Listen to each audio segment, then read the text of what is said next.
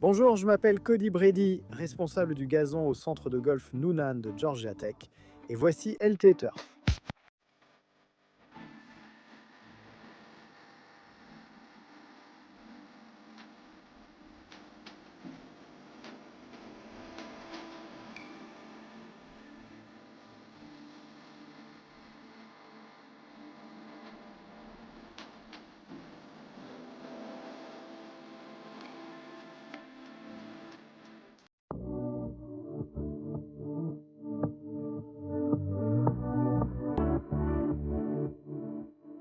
Donc juste ici, nous avons notre départ principal, c'est celui qui est le plus utilisé. Ici, en général, on utilise le driver. Nous avons deux autres départs juste après le virage, si les joueurs frappent à plus de 300 yards. Nous avons notre zone de petits jeux, 3 greens là-bas, des postes de frappe en intérieur, un espace d'analyse du putting. Ceci est un clubhouse. Ils ont un vestiaire, un petit espace détente, une cuisine. Ils ont aussi deux voiturettes de golf et un atelier de réparation de club. Donc c'est leur espace où les gars ont, vous savez, toutes leurs affaires.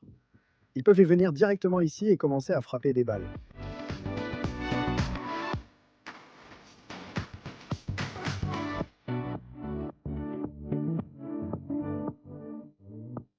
Alors maintenant, on va faire une petite promenade dans la zone de petits jeux. Cette zone est très utilisée.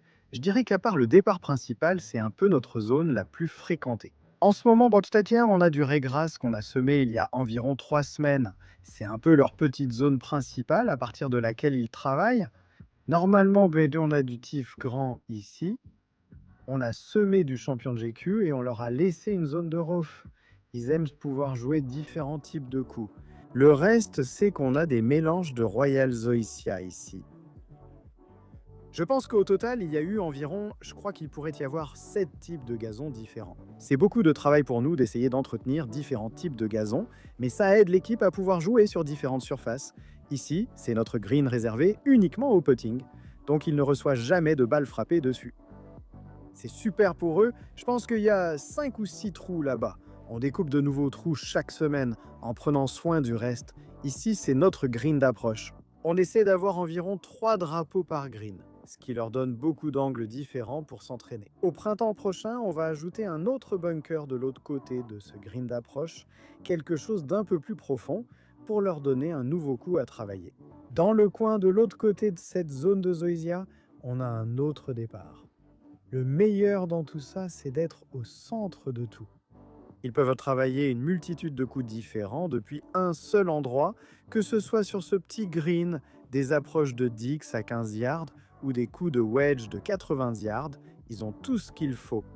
La plupart du temps, tu vois les gars ici, ils viennent en travailler leur putting, leur chipping, faire tout leur entraînement. C'est génial de voir que ce qu'on fait tous les jours est utilisé. Et on adore le fait qu'ils viennent ici et qu'ils utilisent cet endroit. Ce serait bien si on pouvait prendre soin de cet endroit et qu'il soit parfait tout le temps, mais on adore le fait qu'ils viennent et qu'ils nous donnent leur avis. Nous avons actuellement l'amateur numéro 1 mondial. Il a joué à l'Open l'année dernière. Nous recevons beaucoup de retours de sa part, d'anciens pros, de pros actuels qui jouent sur le circuit Corn Ferry et le PGA Tour. Nous leur parlons chaque fois qu'ils sont ici simplement pour comprendre ce que nous faisons, ce que nous pouvons améliorer, ce qu'ils aiment, ce qu'ils n'aiment pas et comment nous pouvons les aider. Georgia Tech, c'est super. Leurs anciens joueurs peuvent toujours venir s'entraîner ici. Viens!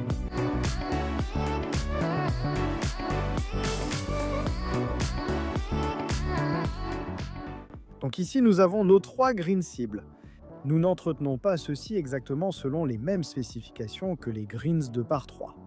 Mais ce sont essentiellement des zones d'atterrissage pour eux. Même chose, quelques drapeaux pour qu'ils puissent viser. Ils sont à une certaine distance. Je ne me rappelle plus exactement, mais ils ont un repère pour frapper et savoir que leurs coups sont précis. Celles-ci ont environ 1 an et demi maintenant, je crois. On a mis des hauteurs de coupe différentes dessus simplement parce qu'elles reçoivent des centaines de balles chaque jour. Elles sont parfaites pour eux. Depuis le tee principal, elles sont alignées et ils règlent leur distance.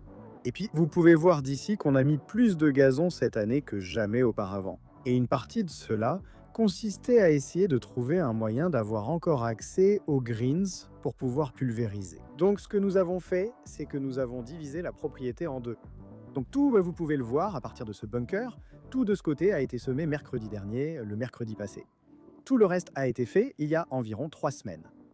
Mais pour nous, cela nous donne de l'espace pour pouvoir faire passer le matériel. Un accès pour pouvoir atteindre les greens sans traîner de semences partout. Jusqu'à présent, cela a bien fonctionné. Ce sera intéressant de voir quand ça va germer.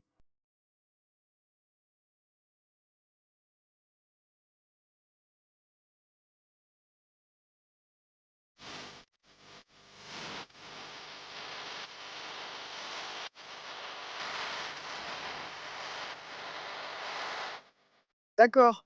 Donc oui, je vais vous montrer l'atelier maintenant. C'est ici que se trouve notre hangar d'entretien pour tout le matériel. Nous avons assez de matériel ici pour gérer le terrain de golf et nous empruntons aussi beaucoup d'équipements à notre autre site.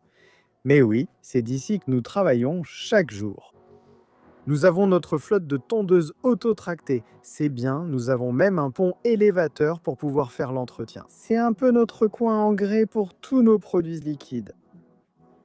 Nous avons un petit espace de travail là-bas, la meuleuse. De ce côté, nous avons nos rouleaux. Nous avons un plus grand et un plus petit, avec des brosses dessus pour brosser le sable ou après l'aération. Ceci est notre tondeuse de fairway.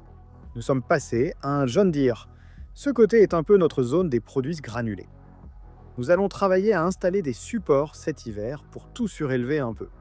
Ce côté est plutôt réservé à nos outils manuels, râteaux, pelles, épandeurs à pousser. Nous avons un aérateur 648, ce qui est vraiment pratique pour faire les greens. Nous avons un bureau de ce côté, une salle de bain avec une douche, ce qui est vraiment appréciable. Oui, c'est notre atelier. C'est ici que nous passons beaucoup de temps. Vous avez donc vu le terrain d'entraînement, notre atelier, l'équipement quotidien et le projet de régras en cours. On doit retourner travailler là-dessus. Pourquoi ne pas quitter le terrain maintenant?